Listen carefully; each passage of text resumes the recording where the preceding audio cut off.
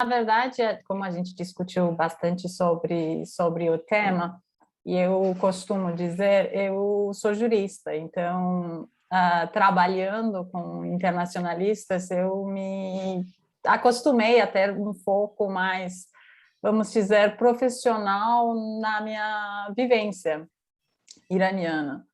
Ah, então, vou montar essa palestra como uns últimos momentos com essa precisão que é de muito mais de olhar de um jurista para uma situação já vivida.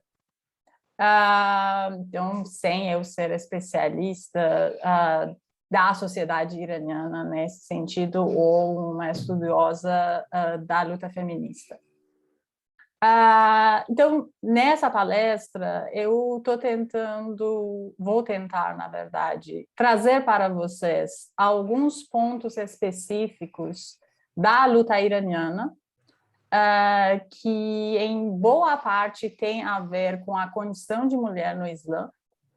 Porém, é importante dizer que não somente cada país muçulmano tem a sua própria cultura, história, legislação e Estado, mas que também o Irã dificilmente cabe na classificação de um país muçulmano, como podemos falar da maioria quase absoluta dos países muçulmanos. Agora foi. Então, eu vou manter o foco na luta feminina iraniana e depois, durante as questões e o debate, a gente pode discutir eventualmente sobre os pontos mais comuns dos outros países muçulmanos. Então, eu escolhi esse tema como a luta feminina no Oriente Médio, a tangibilidade da luta das mulheres iranianas para a sociedade civil ocidental. Pode passar. Acho que desformatou um pouquinho, mas bom, vamos seguir. Então, o Irã, eu já falei das particularidades iranianas, é um país, a maioria muçulmana, e a religião oficial do Estado é xiita duodecimana. Isso significa que os iranianos xiitas, a maioria, acreditam em 12 imãs depois do profeta. Existe a população sunita na região de Kurdistão, no Sistão e Baluchistão, os turcomenos também lá no norte, e uma parte dos árabes iranianos que vivem no sul do Irã são também sunitas. Além disso, existem minorias religiosas reconhecidas pelo Estado, os cristãos, judeus e zoroastrianos, que é a religião do Irã antes da invasão árabe. Pode passar. No Irã também houve o movimento constitucionalista, então a Revolução Constitucional durou entre 1905 e 1911. Em 1906, a primeira Assembleia Constituinte foi formada, porém o rei na época era muito doente, morreu 3 dias depois, e o filho que chegou ao reinado era contra o movimento constitucionalista, bombardeou o parlamento, e teve uns atrasos de novo nessa luta constitucionalista. Pode passar. O último rei da dinastia Qajar, o Ahmad Shah, que vocês podem ver na foto em cima, era o rei mais moderno da penúltima dinastia da monarquia iraniana, e deu início à preparação do texto do Código Civil iraniano, seguindo o modelo napoleônico, em 1919. Porém, houve umas mudanças de dinastia do Qajar para Pahlavi, em 1925, então o Código Civil iraniano entrou em vigor em 1928. Pode passar. O Reza Shah, que é primeiro rei Pahlavi, assinou um decreto real em 1936, com influência da Turquia e do Atatürk na Turquia, segundo o qual era proibido todo o uso de barba e vestimentos tradicionais para homens e também o véu para as mulheres. Ele tinha um projeto de ocidentalização do país, foi aplicado com muita força do Estado, mas depois da intervenção dos aliados na Segunda Guerra, ele foi para o exílio, o filho dele chegou ao poder e essas medidas foram retiradas durante o reinado do Muhammad Reza Pahlavi, que foi entre 1941 e 79. Pode passar. Muhammad Reza Pahlavi, sobretudo depois do golpe do Estado contra o primeiro-ministro Mossadegh, com colaboração do Muhammad Reza Pahlavi e Estados Unidos, em 1960 declarou umas reformas que ele mesmo chamava de Revolução Branca. Nessa série de reformas foi reconhecido o direito de voto e elegibilidade para mulheres, e também, logo depois, em 61, entrou em vigor uma lei de proteção à família, reconhecendo o guarda dos filhos para a mãe, que eram ambas medidas muito revolucionárias mesmo para a sociedade iraniana da época. Pode passar. Entre 1978 e 79, podemos dizer que foi o período da Revolução que virou a ser a Revolução Islâmica. Logo depois da Revolução, em 79, houve um período de primavera da Revolução, de liberdades políticas, e também existia um consenso sobre o que era o motivo da Revolução. Então, liberdades políticas, independência do Ocidente, sobretudo os Estados Unidos, porque o rei era considerado como um ator dependente dos Estados Unidos, e igualdade socioeconômica. Pode passar. Eu paro os fatos históricos nessa introdução. Durante a apresentação, vou de vez em quando fazer umas referências aos fatos históricos, mas não nessa lógica cronológica. Então, em um primeiro momento, a gente vai ver as peculiaridades da luta de mulher iraniana durante a história contemporânea, e por isso eu vou me referir mais ao período pós-Revolução de 79, e em um segundo momento, a tangibilidade da luta de mulher iraniana como consequência das suas peculiaridades. Eu queria só adicionar uma referência rápida. Eu achei essa foto no Common Creative, porém eu conheço a fotógrafa, que é uma fotógrafa iraniana muito famosa, a Nilsha Tabakolyan, mas não tive tempo de colocar o nome dele lá embaixo. Pode passar. Então, primeiramente, as peculiaridades da luta de mulher iraniana durante a história contemporânea. Nessa foto, vocês podem ver um momento histórico que, em breve, vamos revisar, que é uma manifestação de 8 de março de 79 em Teherã. Eu vou mostrar para vocês algumas peculiaridades dessa luta das mulheres iranianas, e vou passar muito mais tempo nesse primeiro ponto, que é a luta contra a obrigatoriedade do uso de véu. Porque, na verdade, como qualquer oposição ao Estado iraniano, também a luta de mulheres é uma luta muito oprimida. Então, o Estado sempre tem medo de qualquer organização feminina. Essas mulheres que entram em oposição ou criticam o Estado nesses pontos não têm uma representação oficial, às vezes conseguem se organizar em forma das ONGs, mas também são muito observadas, etc.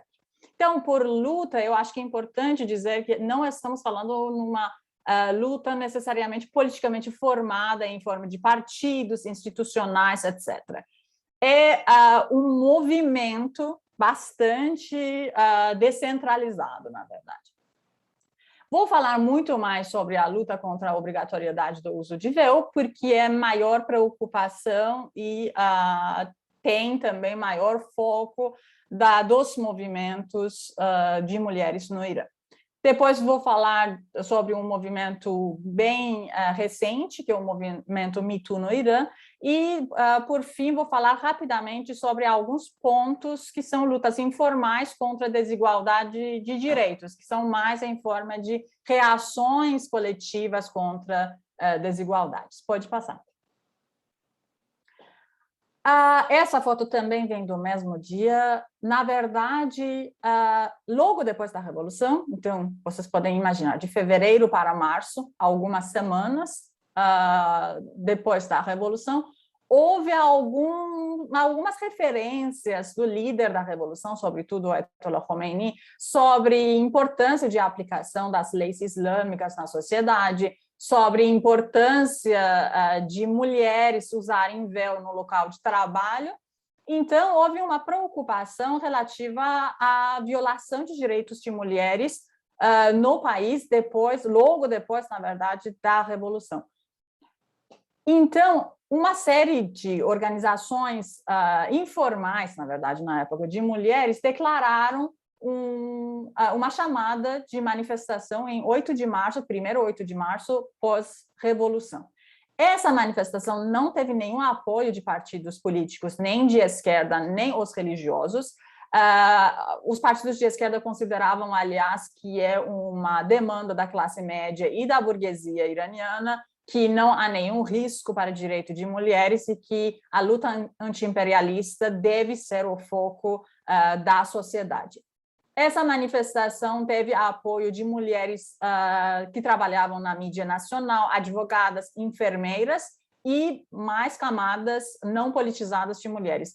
Continuou durante 6 dias e chegou a outras cidades além de Teherã, mas no 6º dia teve muita reação violenta das forças populares religiosas e finalmente acabou a série de manifestação.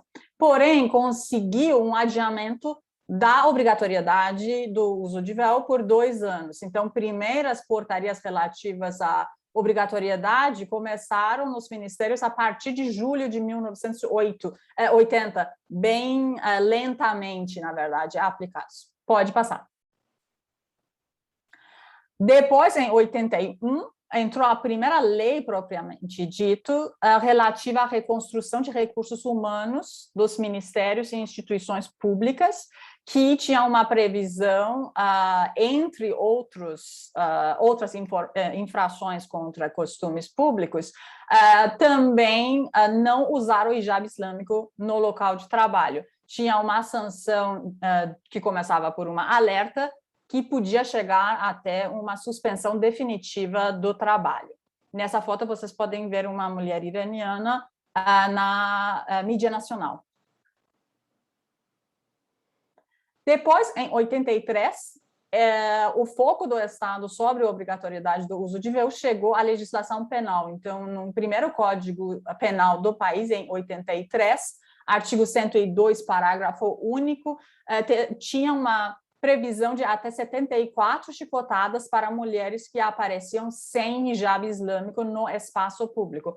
Outra, entre parênteses, essa lei tem minha idade, então faz tanto tempo que vocês podem ver que o uso do hijab é penalizado no país. Em 96, houve uma reforma do Código Penal, então seu artigo 141, parágrafo único, mudou a sanção para não usar hijab islâmico no espaço público, agora é uma prisão de 10 dias até 2 meses e ou multa. Pode passar. Entre o período de 1997 e 2005, houve primeiro o governo reformista iraniano que abriu muito espaço e, sobretudo, esperança na sociedade, que era o governo do Khatami. Teve umas certas aberturas culturais e comportamentais também na sociedade. Então, nesse período, foi uma abertura relativa. Mas logo depois chegou o governo de Ahmadinejad, que, porém, mesmo se durante a campanha tinha uns discursos de mas hijab não é problema da nossa sociedade, etc., foi justamente no governo dele que se criou uma divisão de polícia que se chama Patrulha de Orientação, dentro de um plano de melhoria de segurança social, um programa da polícia, após o ato normativo do Conselho Superior da Revolução Cultural, que se chamava Plano Geral de Castidade. Isso foi em 2006. Então, nessa foto, vocês podem ver uma mulher em chador, que é o hijab islâmico completo, que é uma policial, na verdade, prendendo uma mulher que é considerada não ter um hijab islâmico. Pode passar. Nesse período, depois da obrigatoriedade até 2017, mais ou menos, a obrigatoriedade do hijab nunca foi realmente nas... Tá passando. Tá indo... Isso, agora tá voltando. Isso. Nunca foi, na verdade, a prioridade das lutas de oposição. Sempre se dizia que mas a gente tem tanto problema, qual é um metro de tecido que causa tanto problema para vocês, mas vocês já mudaram tanto, esse véu não é tão restrito como foi no início da Revolução, etc. Pouco a pouco, as mulheres conseguiram convencer a sociedade sobre o fato que não há outra luta maior do que esse, que é contra a obrigatoriedade de vestimento para todas as mulheres iranianas. E é importante dizer que não somente mulheres muçulmanas, mas minorias religiosas também são obrigadas, turistas também são obrigadas, e faz parte do orçamento do Estado, na verdade, essa luta. Ainda nessa discussão essa luta é válida, os homens também têm a obrigação de participar dessa luta, etc. Uma manhã, em 27 de dezembro de 2017, então no inverno teheranês, uma mulher, que vocês podem ver na foto, subiu numa caixa de eletricidade numa avenida central em Teherã, que se chama Avenida Revolução. E ela, subindo nessa caixa, levantou essa bandeira, que não é uma bandeira, é o véu branco dela, e ficou.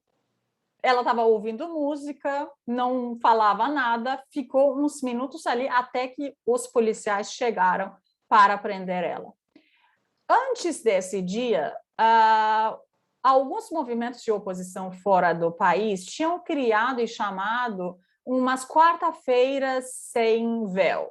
Então, as mulheres saíam nas ruas, no parque, no shopping center, etc., e mandavam as fotos delas sem véu para uma jornalista iraniana que mora fora do país e que faz parte da oposição contra o Estado iraniano. Mas não existia uma simpatia geral com a situação. Esse dia, com certeza, foi um dia muito importante, porque essa mulher fez um ato simbólico e dramático também, fazendo isso, e uma série de mulheres subiram nas praças, nas caixas de eletricidade, nas estátuas, etc., repetindo o mesmo ato. Essas mulheres sofreram detenções da parte de inteligência do Estado, da Guarda Revolucionária, da polícia, tiveram penas importantes, mas a maioria conseguiu sair do país. Essa faz parte também das políticas do Estado iraniano, não gosta muito de manter a oposição dentro do território. Se é para sair do país, melhor ainda. Então, elas saíram do país, a maioria saiu do país, mas depois disso o Estado entendeu que não era apenas algumas mulheres jovens tirando o véu na rua de vez em quando, que estava virando realmente uma luta mais concentrada.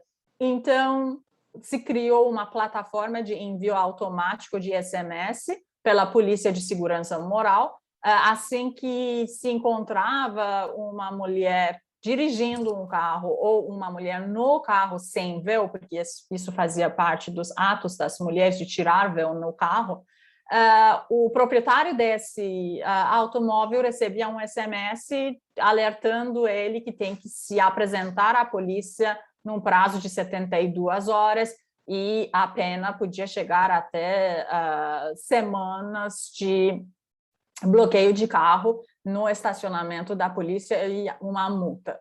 Aquela patrulha de orientação ainda continua, mas é um fato muito visível. A cada vez, a cada ano é muito visível que mais e mais mulheres estão andando nas ruas, colocando o véu nos ombros e sem usar, que está mais colorida, está mais justa, está mais aberta, etc. É uma resistência que começou como um modo de viver, e a partir dos anos 2000 começou a ser uma luta política, na verdade, também. Pode passar. Um ano atrás, mais ou menos, em acho que outubro, não, agosto, não sei, julho de 2020, um belo dia no Twitter, um rapaz tweetou algum conteúdo sobre modo de paquerar com a mulher iraniana, que a mulher iraniana fala não, mas não realmente quer dizer não. Você tem que insistir. Inesperadamente, uma mulher retweetou esse tweet dizendo, inclusive esse senhor já me estuprou. Com esse simples tweet, começou uma série de denúncias no Twitter em persa de mulheres que começaram a contar as suas histórias de agressão e de assédio e de estupro. Logo depois, umas jornalistas iranianas criaram um documentário sobre quantas vezes, durante as entrevistas, no ambiente de trabalho, tinham sofrido assédios nas relações de poder no trabalho.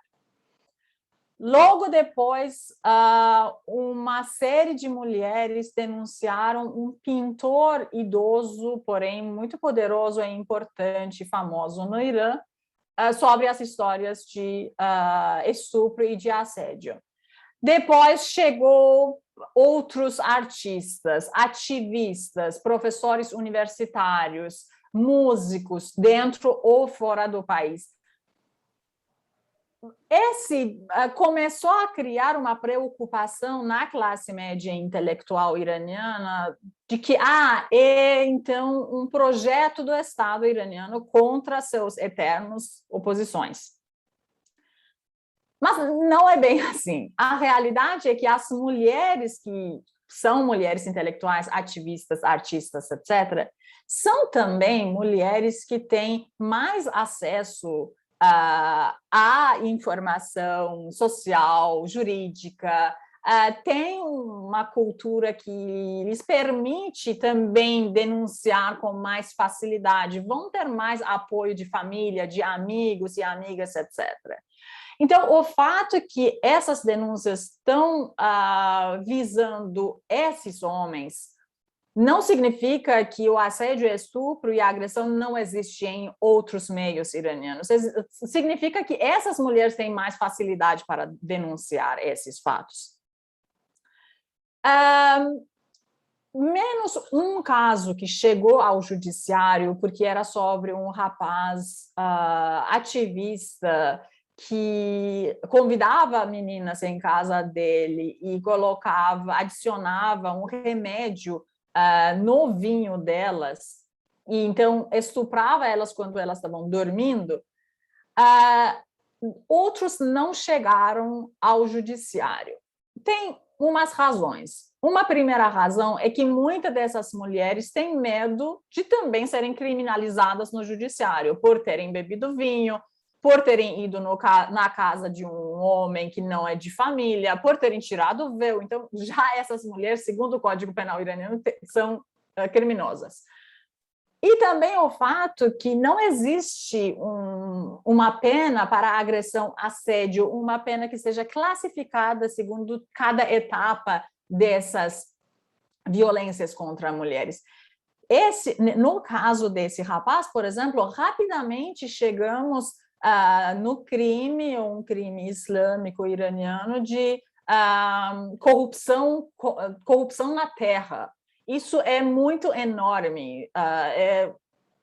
A pena é morte. Então, até a discussão chegou aos meios feministas de realmente nós temos que apoiar, enquanto somos também contra a pena de morte, mas a questão é que essa parte não está na mão das mulheres, mas outros casos de denúncia, justamente por essas razões, não queriam ir no judiciário por falta de confiança também no judiciário e também por o judiciário ser alvo de críticas das mulheres.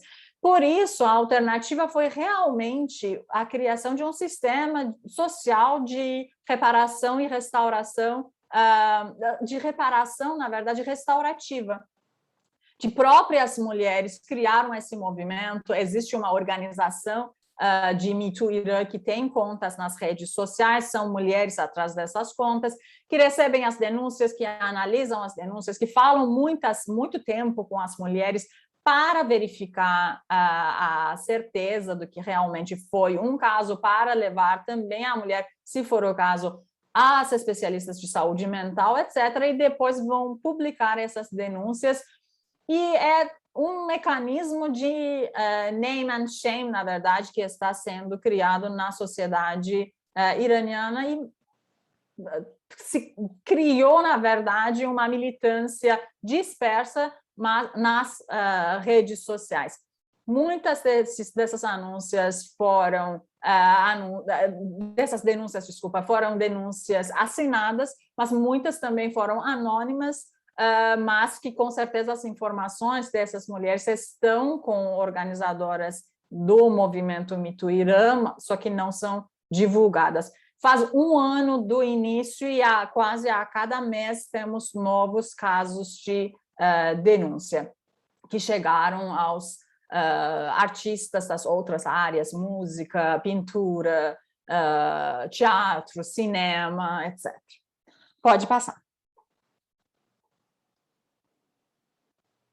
Além disso, eu também queria me referir a alguns pontos de desigualdade e discriminação contra as mulheres iranianas, que não criaram umas lutas como luta contra o uso obrigatório de véu ou o movimento Me Too, mas que a cada vez que acontece mais um novo ponto, chega a ser uma reação coletiva da sociedade contra essas medidas.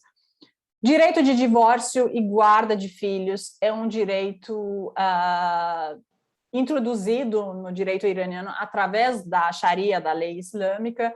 Então, a mulher não tem direito a divórcio contra a vontade do homem. Então, ou o divórcio de acordo do casal, ou se o homem não quer, a mulher não pode pedir divórcio.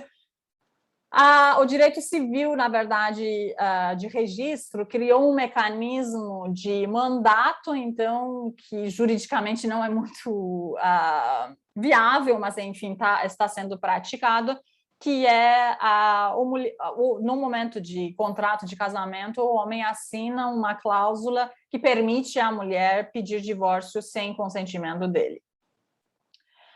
Sobre guarda dos filhos, até 3 anos guarda do menino é com a mãe e até 7 anos para a menina é com a mãe. Depois vai para o pai. Se a mãe casar desde o início, não importa qual idade da criança, a guarda é do pai. A preferência é de todos os descendentes e ascendentes da família paterna antes da mãe. Outro ponto é o direito de retirar passaporte e sair do país para a mulher casada. Isso não é o caso de mulher solteira, é caso de mulher casada que precisa de assinatura do marido, do esposo. O que acontece recentemente, aliás, aconteceu, é que, por exemplo, atletas iranianas que estão no processo de divórcio ou de conflitos conjugais simplesmente não podem participar das competições internacionais porque o marido não assina o documento para a mulher poder sair do país. Desde sempre, a mãe não podia abrir conta bancária para o filho, a não ser que seja por mandato do marido. Recentemente, 2 semanas atrás, a gente recebeu a notícia que agora, até para retirar boletim da escola, ou o pai manda um mandato, ou a mãe não pode também retirar o boletim. Entrada nos estádios de futebol foi uma luta muito longa. As autoridades defendiam que tem palavrão, não é um ambiente pertinente para mulheres, que esses homens estão com bermuda, etc. Isso aqui a gente está vendo na TV também, não tem muita diferença. No estádio a gente já vê de mais longe. Finalmente, o governo do Rouhani, então, o último governo, pegou esse ponto como um bom tema de propaganda e fez muita cogitação para a abertura dos estádios de futebol para as mulheres. Finalmente, eles tinham muita oposição de conservadores e dos clérigos. Finalmente, eles conseguiram a entrada de mulheres iranianas num jogo de Camboja e Irã, que acho que só as mulheres queriam ver realmente essa luta, dos fanáticos do futebol não queriam assistir esse jogo, mas finalmente as mulheres conseguiram entrar nesse jogo, mas depois disso acabou também a festa, de novo não temos direito de entrada nos estádios de futebol. Além disso, existem algumas proibições pontuais em certos cursos universitários ou estabelecimento de cotas discriminatórias contra as mulheres em alguns cursos, mas não são políticas permanentes, podem mudar de um governo para outro. Outro ponto também é a candidatura nas eleições presidenciais para as mulheres. Então, temos parlamentares, ainda não tivemos ministras no executivo, mas temos umas vice-presidências normalmente de meio ambiente, de família, e mulheres que eram e são mulheres, mas a possibilidade de se candidatar nas eleições presidenciais para a mulher é um ponto constitucional que ainda não está esclarecido. O Estado não defende a proibição, mas nunca aceitou o registro das mulheres para candidatura nas eleições presidenciais. Pode passar.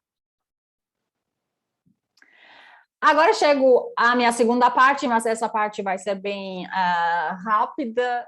Na verdade, esse ponto eu pensei no Brasil. Antes do Brasil, eu não pensava muito nessa questão. A realidade é que a sociedade iraniana não tem, por questões óbvias, históricas, não tem uma sensibilidade anticolonial, como pode-se ver em países árabes ou países da América Latina. O Irã nunca foi colonizado, mas sempre foi explorado, então isso não se justifica. Mas não se criou nos intelectuais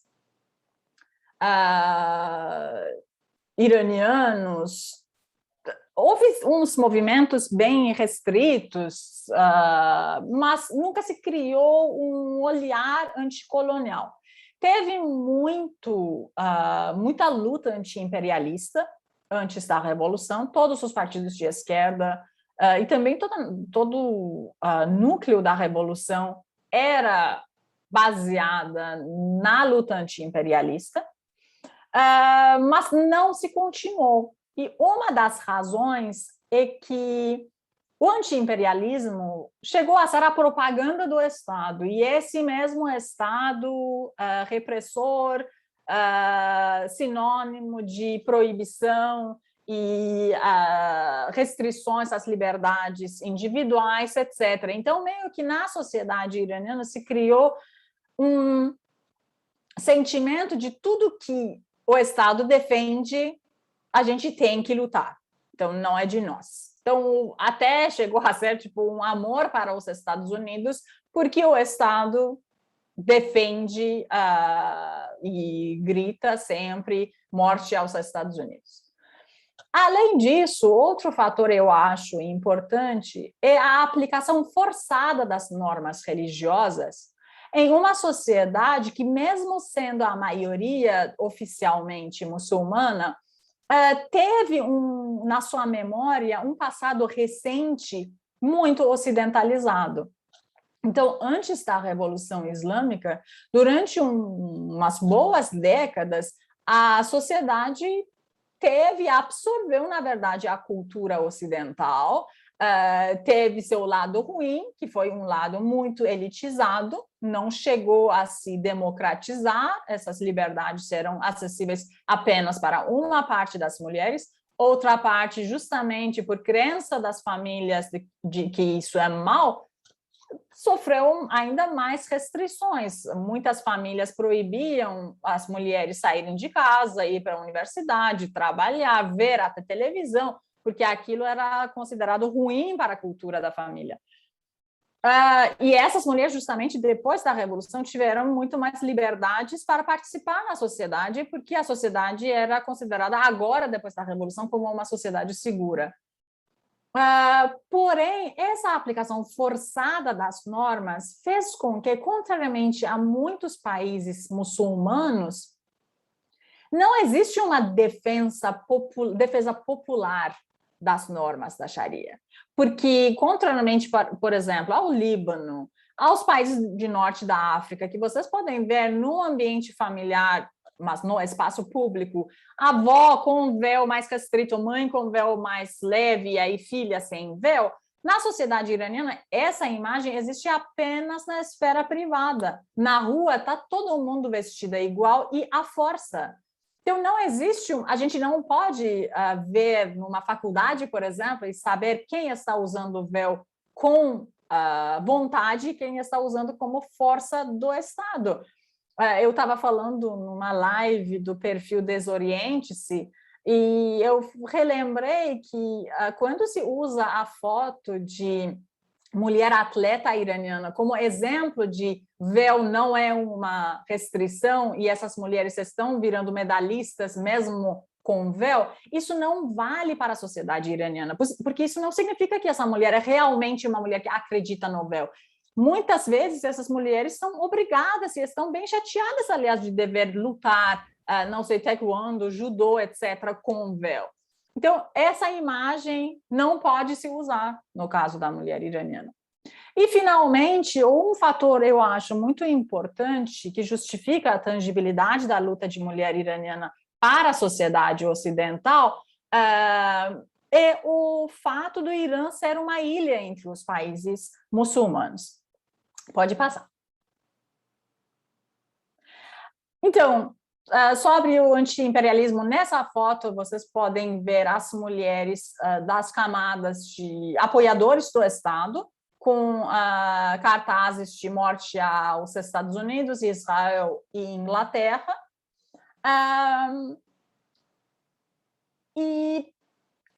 Na verdade, só um ponto rápido, o anti-imperialismo virou a ser exclusivamente propaganda do Estado após a crise dos reféns de 1979 e 1981, então, os reféns da Embaixada dos Estados Unidos no Irã.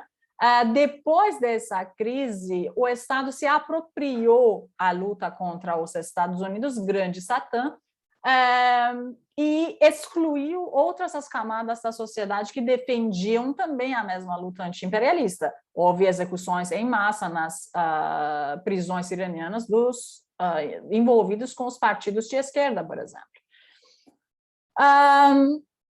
Mas, na memória histórica iraniana, também existe todos os momentos que a sociedade sozinha estava avançando e uma intervenção estrangeira bloqueou esse caminho. Por exemplo, golpe contra o primeiro-ministro Mossadegh, que era um primeiro-ministro eleito e muito popular na sociedade iraniana, um golpe feito por Estados Unidos. toda a questão de nacionalização de petróleo. Então, o iraniano não tem um olhar submisso para o Estado ocidental, mas, como também, não que eu defenda esse olhar, mas também o iraniano tem o complexo de se considerar branco, então se vê como um componente dessa sociedade civil. É aquela cena de Bacurau, nós também no sul do Brasil somos como vocês. Então, o iraniano também tem esse complexo, e então não tem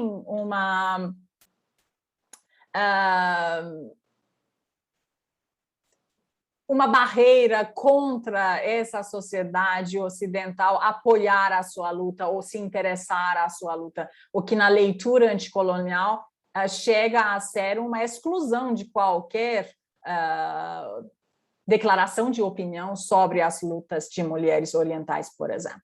Pode passar. E eu queria também dizer que, sim, existiu no passado recente essa abertura da sociedade à igualdade de direitos entre homens e mulheres. Foram direitos outorgados, então não foi resultado de uma luta feminina, foi propriamente o rei e o palácio que reconheceram esses direitos. Foi um acesso mais elitizado das mulheres à participação política e profissional.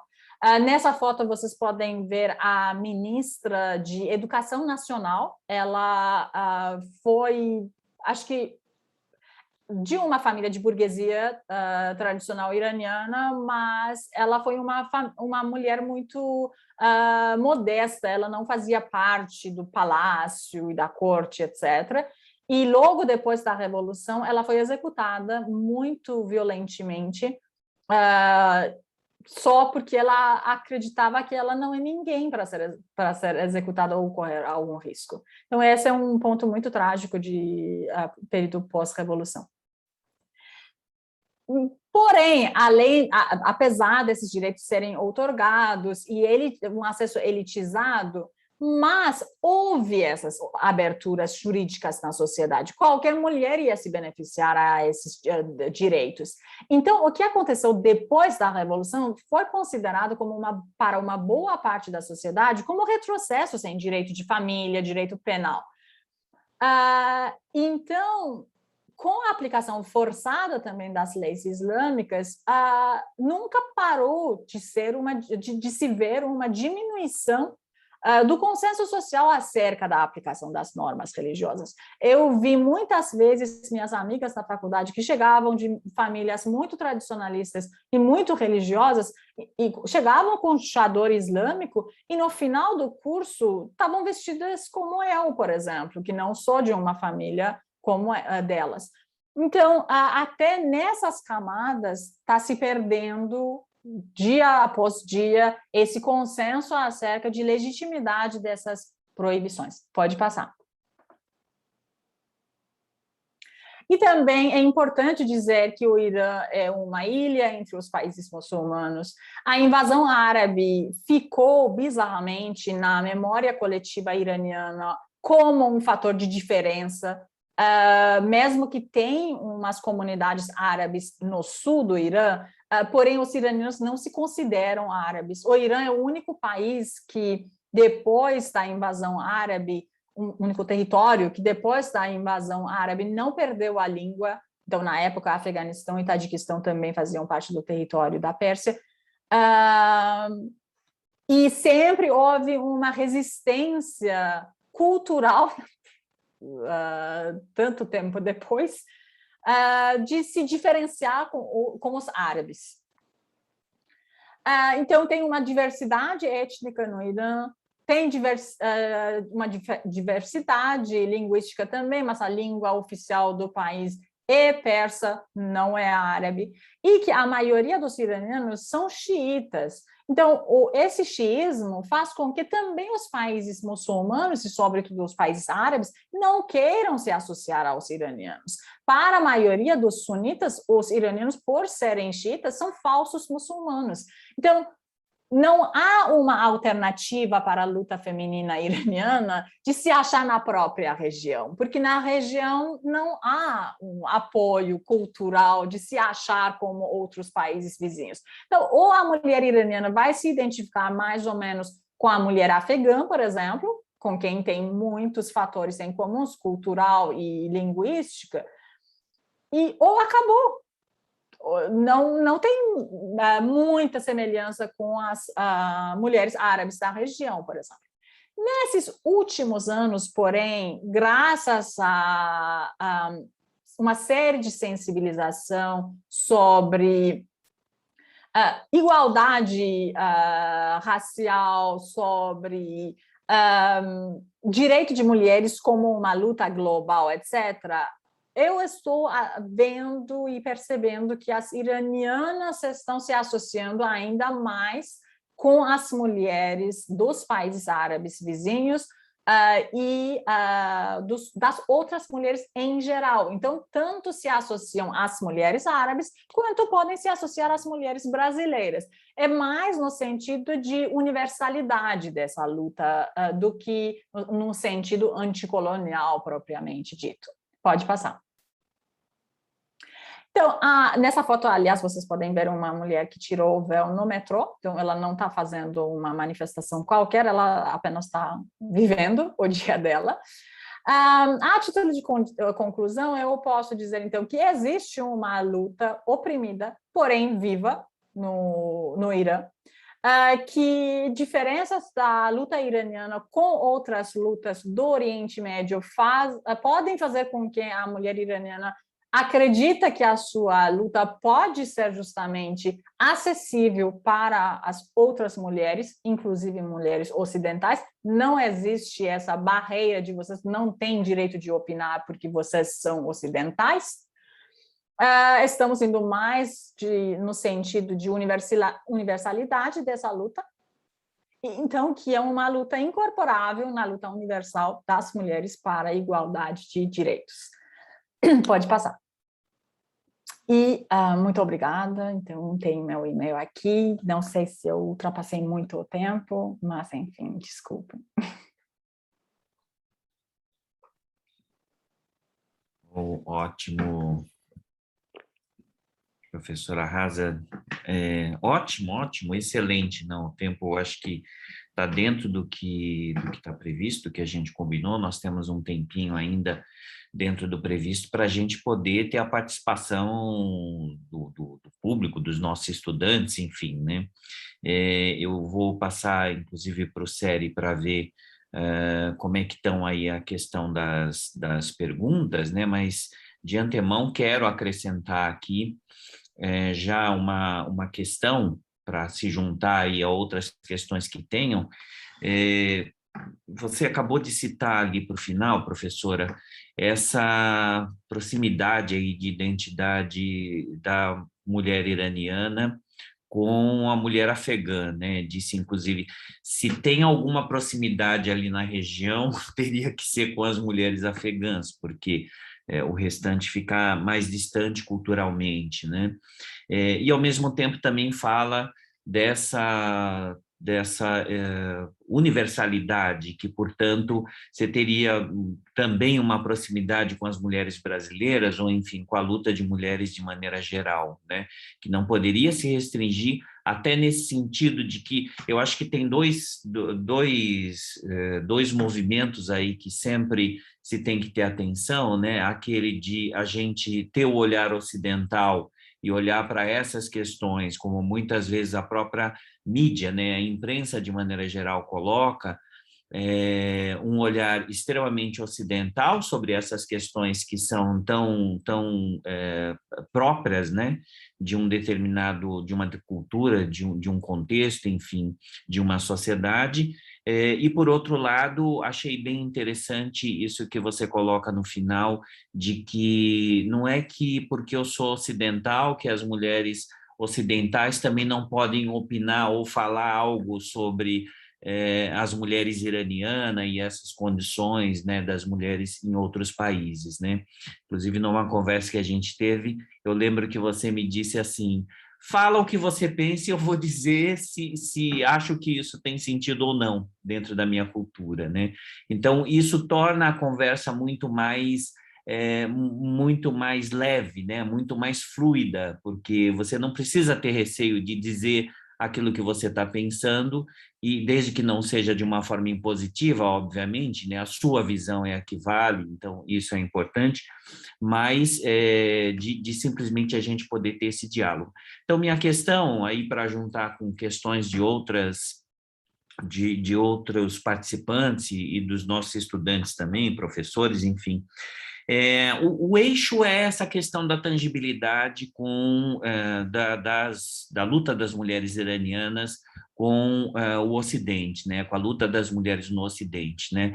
Existe essa tangibilidade para a luta das mulheres do Ocidente? Então, eu acrescentaria nessa questão o seguinte, para além dessa questão afegã que você levantou, existe tangibilidade também para outros países do Oriente Médio em relação a essa trajetória, essas características, né?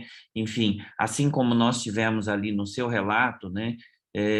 A revolução no Irã que houve, né, para a Revolução Islâmica que houve, nós também temos uma mudança agora acontecendo no Afeganistão, né, a volta, quer dizer, o retorno aí do Talibã, e aí toda uma discussão que está em torno disso. Então, existe alguma tangibilidade nessas situações todas ali de países outros no Oriente Médio, não só em relação a essa questão focada pelo Ocidente?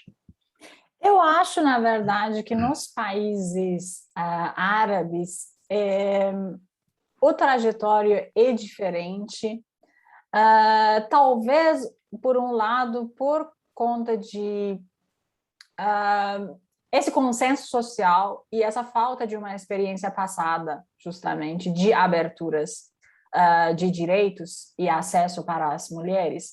Então, eu não me sinto, na verdade, legítima para opinar no caso de mulheres de países árabes. Eu acho que, aliás, é por isso também que a luta anticolonial e a leitura anticolonial é tão forte nos movimentos de mulheres muçulmanas de países árabes.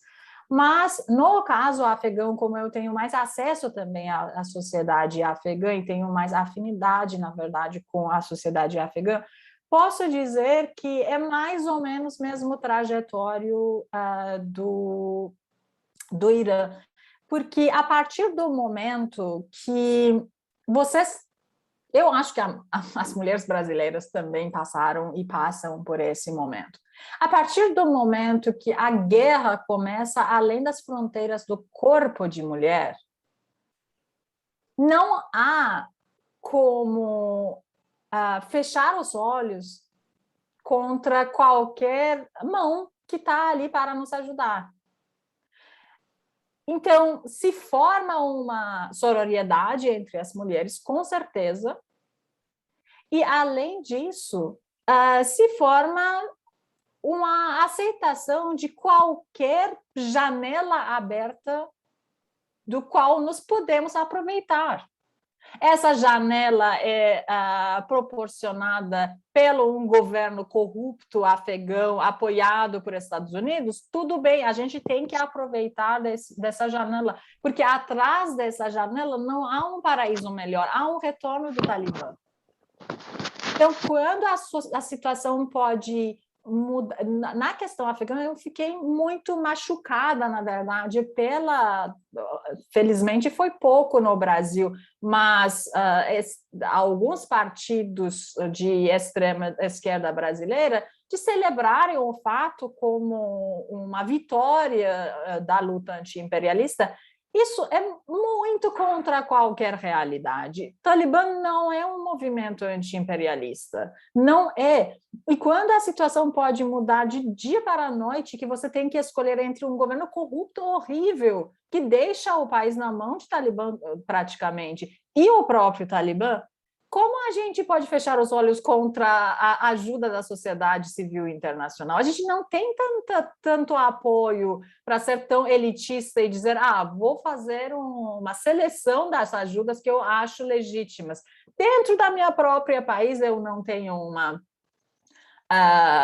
aceitação geral das normas e das crenças, etc. Então, vamos discutir e vamos criar essa situação mais suportável para as mulheres.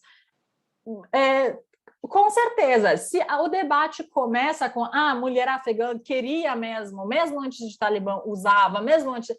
Sim, mas uma parte dessa sociedade estava tentando mudar essa situação. Uma coisa é opinar sem informação, que eu acho que também não tem que opinar mesmo por dentro do país, eu não posso opinar sobre, não sei, pessoas do norte do Brasil que eu não conheço, mas outra coisa é achar que por ser ocidental a pessoa não pode opinar sobre a mulher afegã, sobre a mulher iraniana. E isso é muito perigoso, porque nos deixa claramente no lugar do... Acho que foi PCO, na verdade, aquela cartaz de luta anti-imperialista.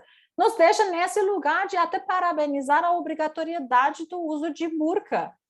Isso não deve ser imaginado, na verdade, defender burca. E como mulher ocidental, como uma mulher que não acredita nessa vestimenta, por que eu não tenho direito de dizer para mim esse é um símbolo de repressão? É um símbolo histórico de repressão. Se eu tenho informação suficiente para dizer isso, por que eu não posso dizer?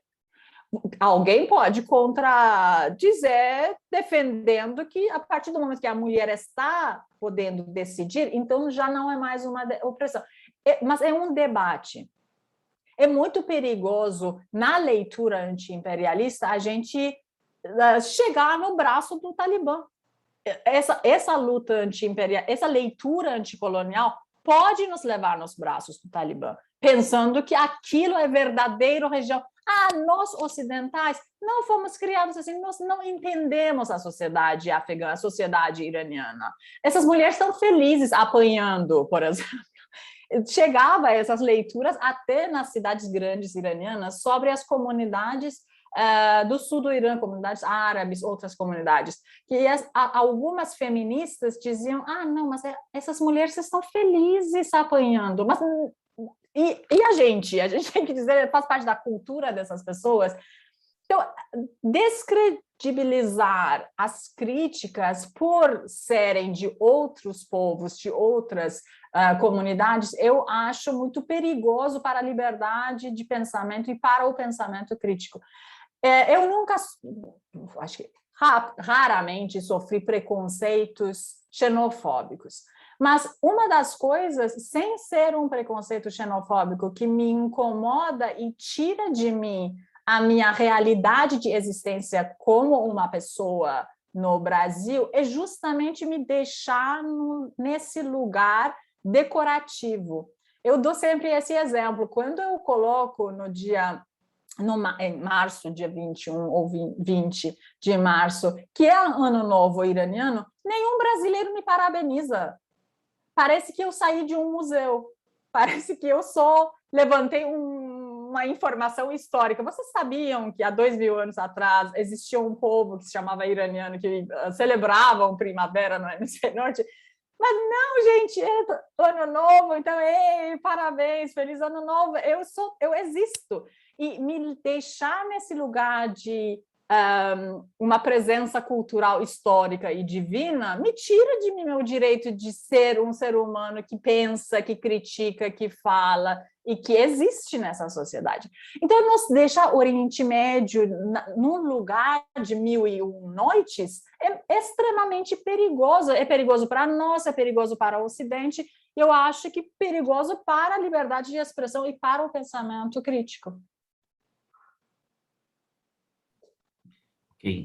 Estou passando para o Sérgio e para os demais professores que estão participando. Não sei se o Sérgio quer conduzir, se tem algumas questões levantadas, ou os demais professores. Bom, nós tivemos 2 perguntas aqui no chat. três agora.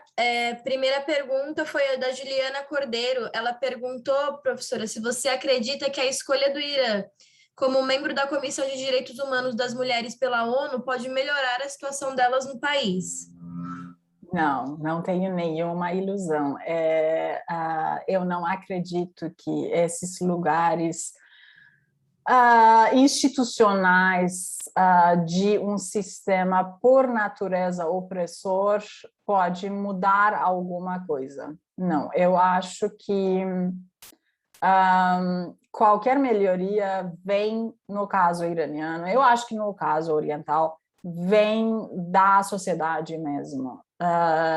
É muito simples reconhecer esses lugares ao Irã, por exemplo. Porém, o Irã se fechar sob a leitura de vocês não conhecem nossa cultura, está tudo bem. Quando a Ahmadinejad falou, por exemplo, que não há homossexuais no Irã, aconteceu alguma coisa. É uma declaração oficial de um presidente da República sobre inexistência de homossexuais no Irã. Quando o discurso oficial chega a esse ponto, não há o que se abrir graças a esse lugar oferecido, a não ser que seja um lugar apenas decorativo. Talvez no passado, no governo Khatami, no início do governo Rouhani, junto com o acordo nuclear, com 5+1, eram os momentos que esse tipo de designação permitia à sociedade civil iraniana aproveitar mais da situação, de criar ONGs, de se formar de outros modos. Mas hoje acredito que não, porque não existe mais. Nesses últimos anos houve uma ruptura muito grande entre a sociedade e o Estado. Então, não acho que agora nem seja desejável para a sociedade civil aproveitar de uma janela que nem acredito que nem vai abrir. Entendi, perfeito. Segunda pergunta foi da Vitória Dantas. Você citou sobre a participação feminina na política iraniana, mas existe algum estigma a respeito dessas mulheres que decidem se dedicar à vida política? Depende do período, na verdade. Uma primeira geração eu acredito que a Vitória está falando do período pós-revolução, se não me engano, ou é sobre antes da revolução. Não sei se ela pode esclarecer, mas depois da revolução o acesso era muito rigoroso aos postos oficiais, tanto para os homens quanto para as mulheres. Eram apenas as pessoas que podiam, tudo bem, eram apenas pessoas que podiam passar por os filtros muito rigorosos do Estado, porque o Estado se sentiu ameaçado depois da guerra do Iraque contra o Irã, umas oposições armadas, etc. Então se fechou muito e comeu quase todos os seus filhos essa revolução, deixou vivo poucos filhos.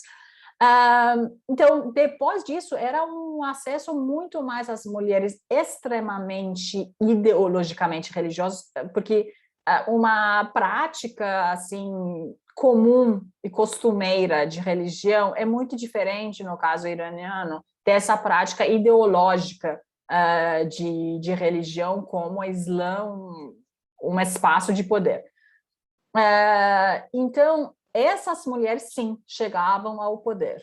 O acesso não era igual, não era paritário, mas chegavam, tinham parlamentares, vice-presidências, até para ser professora, em um certo momento, professora de escola, existiam muitos filtros, para entrar na faculdade existiam muitos filtros.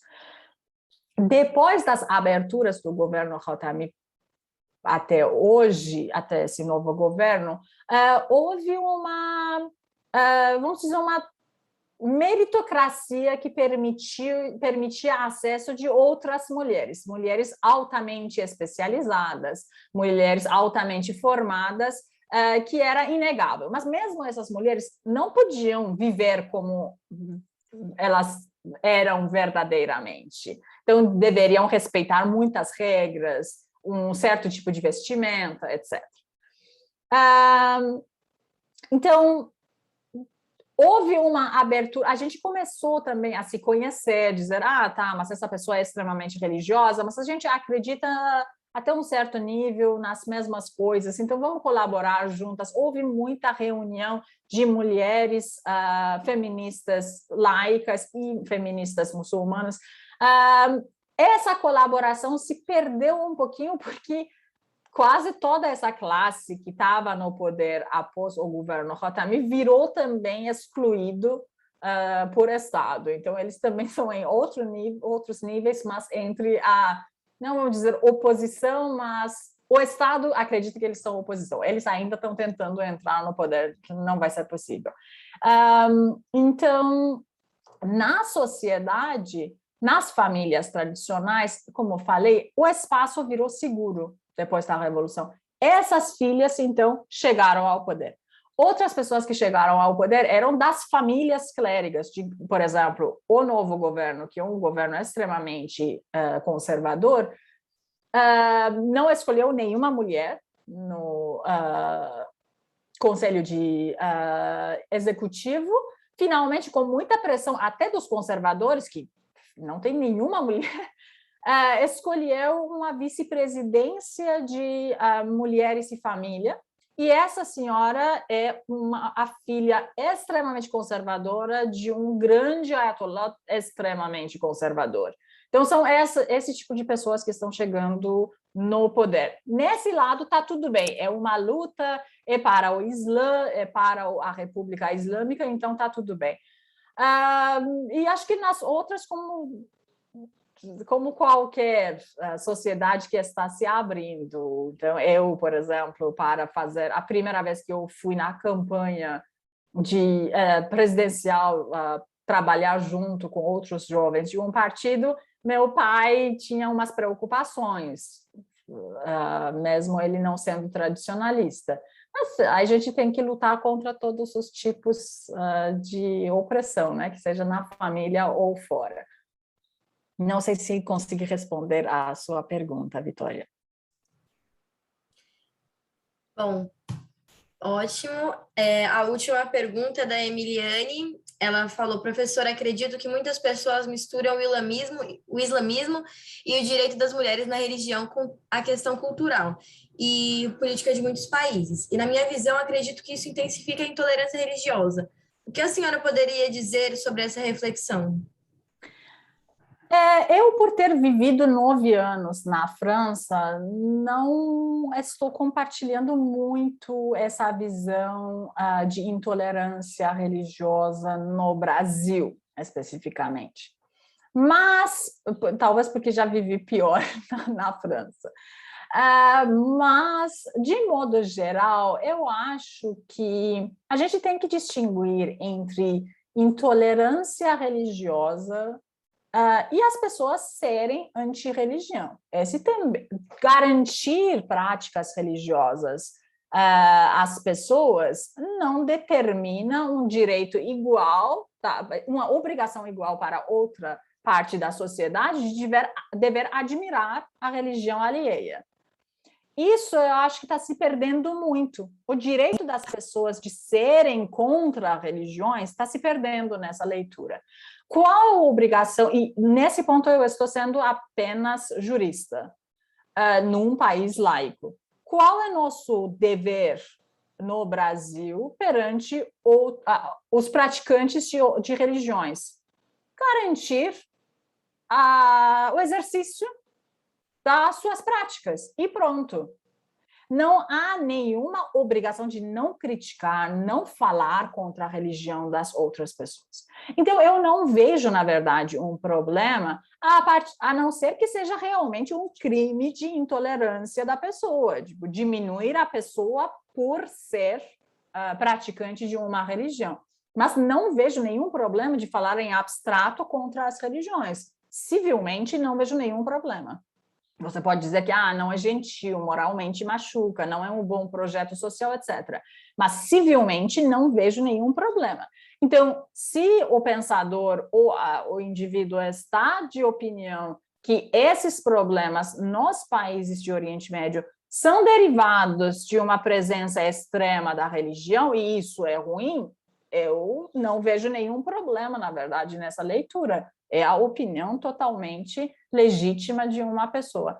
Mas se é para restringir a vida política, a vida religiosa das pessoas, aí sim, com certeza não é tolerável esse tipo de intolerância. Então, esse eu acho que no nosso debate sobre as questões políticas no Oriente Médio, a gente não tem que tirar das pessoas os seus direitos de criticarem uma religião. Isso não tem nenhum problema para mim, jurídica ou política. Perfeito, professora. Bom, gente, vamos encerrar por aqui hoje. Muito obrigada pelo seu tempo, professora. E desculpa, viu? A gente é todo mundo novo no Zoom aqui, então as meninas também estavam me ajudando, mas peço desculpa. Uma das coisas que eu adoro no Brasil é que tudo se resolve com calma. Adoro. Enfim, obrigada pelo seu tempo, foi ótimo, foi super instrutivo, aprendi muita coisa que eu realmente não sabia, me indignei com algumas coisas também que você falou, mas, né, a cultura a gente tem que respeitar e tentar ajudar no que for possível.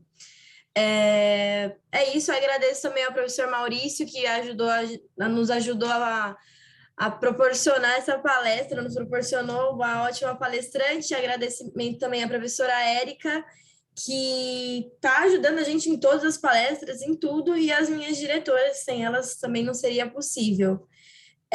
Muito obrigada por todos os participantes, gente. Lembrando que a próxima palestra vai ser do professor Guilherme Casarão, vai ser sobre a política externa do governo Bolsonaro no dia 30, às 9 horas da manhã. Então, quem tiver um tempinho de manhã e pode entrar, por favor, vai ser extremamente instrutivo, vai ser muito bom. Sexta-feira, às 7 horas, no auditório da reitoria, vai ter a palestra da professora Clarissa sobre a violência e o militarismo nos Estados Unidos. Tudo bem? E será presencial, uma emoção isso, poder retornar presencialmente. Quanto tempo a gente esperou por isso? E a gente conta com a presença de todo mundo. Lembrando, tem que se inscrever nos links, tá? Presencial vai ser com assentos limitados. Então, se inscrevam. E a palestra de hoje, certificada, também será emitida através do link que vocês se inscreveram. Tá bom? E se o professor Maurício, a professora Érica quiserem falar mais alguma coisa, palavra de vocês. Então, só para encerrar, quero agradecer ao SERI e todos os estudantes que se envolveram nessa organização e na organização do terceiro encontro. Então, muitíssimo obrigado pela participação e pela organização de vocês. E, sem dúvida nenhuma, agradecer a participação com muita honra aqui da professora Rasa por essa contribuição tão própria que ela pôde dar aqui para a gente, de uma forma tão, de um conhecimento tão profundo, né? Enfim, de uma vivência que ela pôde passar para nós e contribuir, né? Seja sempre muito bem-vinda aqui à Universidade de São Judas, esperamos que a gente possa ter outras oportunidades. Muitíssimo obrigado. Eu agradeço muito também, muito, muito obrigada. Fiquei muito feliz. É sempre uma felicidade para mim, como jurista, trabalhar com os internacionalistas. A gente sofreu tanto estatuto de minoria nas faculdades de Direito, como juristas internacionalistas, que me sinto muito rapidamente em casa entre internacionalistas. Então, muito, muito obrigada pelas perguntas maravilhosas, pela organização do evento e também, professor Maurício, e Seri também, muito, muito obrigada. Uma boa noite para vocês. Boa noite, professora. Boa noite, todo mundo. E acredito que vocês já podem entrar na aula de vocês. Muito obrigada, gente. E não esqueçam de seguir a gente no Instagram, a blogueira. Não esqueçam de seguir a gente no Instagram, Série Moca, tá bom? Obrigada a todo mundo e boa noite, boa aula, pessoal. Boa noite.